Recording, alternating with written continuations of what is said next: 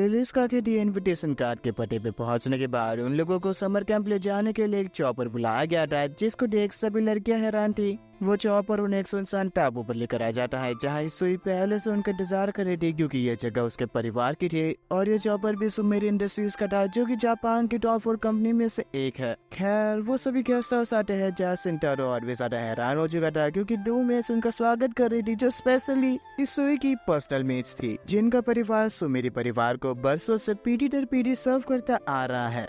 उन सभी को पूरे सानो सौकत के साथ सुमेरी परिवार के सबसे छोटे वाले वेकेशन हाउस में वेलकम किया जाता है। और रास्ते में एक खूबसूरत सा पॉन्ड है, जिसके बारे में दोनों मेट्स बताना शुरू करते हैं। एडो पीरियड के दौरान इस पॉन्ड को बनाया गया था, जिसके अंदर 2 प्रेमी ने अपने सिरुकुडामा को एक्सचेंज किया था। कहा जाता है अगर कोई भी प्रेमी अपने प्यार का इजहार इस पॉन्ड के पास करे तो वो हमेशा साथ में ही रहेंगे। इन सभी बातों को छोड़ सेंटारो सवाल करता है, आखिर ये सिरुकुडामा होता क्या है। उन दोनों ही मेट्स को समझ नहीं आ रहा था इस सवाल का वो कैसे जवाब दे। शर्माते हुए वो बताती है ये गुफा हो रही है, जिससे सिंटारो को वो समझ नहीं आता, पर मैं आपको समझाता हूँ। बेसिकली ये सबन बनाने की बात है। फिर उन सभी को कमरे में छोड़कर वो मेट्स कहती है, कोई भी जरूरत हो तो हमें बता दीजिएगा।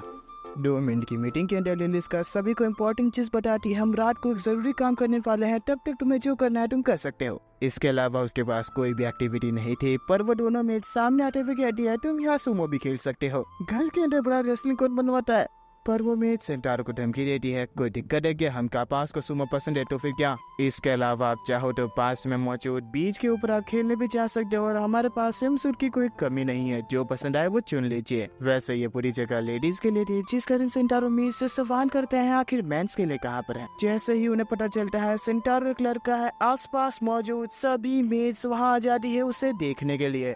बदकिस्मती से यहाँ पर लड़कों के लिए किसी तरह के भी स्विम सूट नहीं थे, जिस कारण सिंटारो को नॉर्मल रहना पड़ता है। पर फिर भी उन मेट्स को यकीन नहीं हो रहा था सिंटारो एक लड़का है। वो तो अब तक यही समझ रहे थे इस बेचारी का परिवार काफी ज्यादा खड़ूस है, जो इसे लड़का बनाए रखती है। उन्होंने इस चीज की उम्मीद कभी नहीं की थी हिसुई किसी लड़के से भी दोस्ती कर पाएगी, क्योंकि वो लड़कों से घुल मिल नहीं सकती थी, और उसके परिवार में इकलौता लड़का सिर्फ उसके पिता थे। सिंटारो डरते हुए पूछता है, मैं यहाँ रह तो सकता हूँ ना। तभी वहाँ तो बस स्विम सूट में आ चुकी थी, जो काफी प्यारी लग रही थी। फिर में शर्माती हालत में सिंटारो के सामने आती है। वो तो बस यही सोच रही थी, काश पहले पता होता तो थोड़ा और मैं बॉडी वेट कम करके यहाँ आती।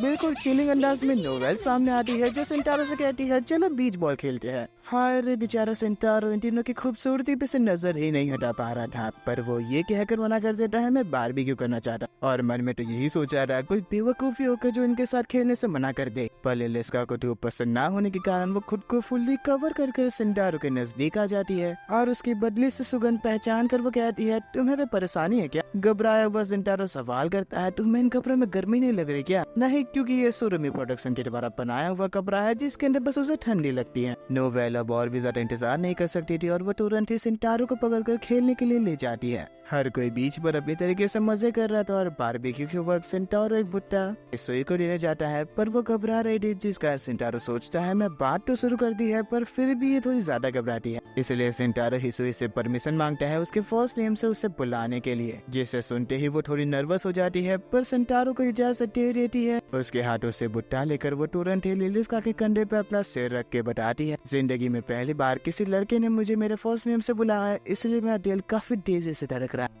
टोवा और सिंटारो कुछ पल एक छायरे में बैठे हुए थे, और टोवा बताना शुरू करती है, ये समुद्र कितना खूबसूरत है, सूर्य की किरणें इसके ऊपर पड़ते ही इसकी खूबसूरती 2-4 गुना हो जाती है। दोस्तों के साथ बीच पे आने का एक्सपीरियंस कितना सारा बढ़िया होता है, पर हाँ ऐसे कपड़े पहनना थोड़ा अनकंफर्टेबल तो है। शाम के वक्त ढलते सूरज का आनंद लेते हुए उन लड़कियों को मेज बताती है, अब तुम हॉट स्प्रिंग का भी आनंद उठा सकती हो। साथ ही वो सिंटारो से माफी मांगती है, क्योंकि यहाँ के हॉट स्प्रिंग भी सिर्फ वुमेन्स के लिए, और उसे नहाना हो तो फिर वो बाहर के एरिया में नहा सकता है, पर हाँ डिनर के बाद वो हॉट स्प्रिंग का इस्तेमाल कर सकता है। नोवेल सिंटारो से सवाल करती है, आखिर तुम जागने कब आने वाले हो। मैं ऐसा क्यों करने लगा भला, पर मूवीज में दोस्त अपने दोस्त के साथ तो ऐसा ही करते हैं, कहीं ऐसा तो नहीं ये भी एक फिक्शन है। सेंटारो जब खुद के शरीर को साफ कर रहा था, उस पर लिलिस्का उसके सामने आती है अपने स्विम सूट दिखाने के लिए। बस हॉट स्प्रिंग के अंदर सभी लड़कियां बातें कर रही थी, और नोवेल अपनी इच्छा जाहिर करती है का सेंटारो भी यहाँ होता। सोच में बाकी सभी के फिगर्स को देखकर काफी ज्यादा निराश हो जाती है। सेंटारो बाकी सभी का डिनर के लिए इंतजार कर रहा था, पर वो दोनों मेट सेंटारो को कहती है, तुमने पूछा था ना तुम यहाँ रह सकते हो या नहीं। आज के दिन हिसुई ने काफी ज्यादा मजाक किया, उसके चेहरे पे ऐसी खुशी पहले हमने कभी नहीं देखी। इसलिए हाँ, तुम एक आदमी हो, उसके बावजूद यहाँ रह सकते हो, पर याद रखना अगर कुछ भी किया तो हमसे बुरा कोई नहीं होगा। फिर सभी डिनर करने के बाद सो जाते हैं, पर सभी लड़कियां एक तरफ और सेंटारो को एक अलग से रूम में रखा गया था, जहाँ सेंटारो को बिल्कुल अच्छा नहीं लग रहा था और वो नहाने जाने की सोचता है क्योंकि डिनर तो हो चुका है ना। हॉट स्प्रिंग में सेंटारो को हिसुई अभी भी वहाँ नहाती हुई मिलती है, जिस कारण दोनों एक दूसरे को देख शर्मा जाते हैं और खुद ही यहाँ से जाने की बातें करने लगते हैं। डीएनए पत्थर के पीछे छिपकर दोनों हॉट स्प्रिंग का आनंद ले रहे थे, पर मन में तो यही बातें चल रही थी। अगर सेंटारो यहाँ से चला जा रहा तो मुझे बुरा लगता, मुझे तो यहाँ से तुरंत ही चले जाना चाहिए था। हिसुई सेंटारो का शुक्रिया करती है कैंप में आने के लिए, क्योंकि उसी के कारण तो बाकी सभी लड़कियां यहाँ पे आई है और सेंटारो के आसपास होने से उन सभी को एक परिवार जैसा एहसास होता है। मैं बचपन से सिर्फ गर्ल्स स्कूल में गई हूँ, जिस कारण मैंने किसी लड़के के साथ वक्त नहीं बिताया है। सेंटारो सवाल करता है, तो फिर तुमने हमारे स्कूल में ट्रांसफर लेने का विचार क्यों किया? असल में हिसुई लिलिस का कुछ जूनियर हाई से जानती है, पर लड़कों वाले स्कूल के अंदर एडमिशन लेने के बारे में उसने कभी सोचा ही नहीं था। पर एक दिन जब हिसुई ने किसी बूढ़ी दादी को पानी में गिरने से बचाया था, तो उन्होंने सलाह दी कि तुम्हें किसी लड़के के आसपास तो रहना ही चाहिए। तब जाके मैंने इस हाई स्कूल में एडमिशन लिया। पहले तो मुझे काफी डर लग रहा था, पर तुम लोगों से मिलने के बाद मुझे रोज अच्छा लगने लगा है। अब जाकर मुझे अपने फैसले पे गर्व महसूस हो रहा है। नहाने के बाद सेंटारो सोने के लिए जा रहा था, पर दोनों मैच उसे पनिशमेंट देने के लिए अपने साथ सुमो खेलने ले जाती है। और सेंटारो बेचारा यही सोचा था कि आखिर में आया क्या हो यहाँ पे, सुमो कैंप पे थोड़ी ना हूँ मैं यहाँ।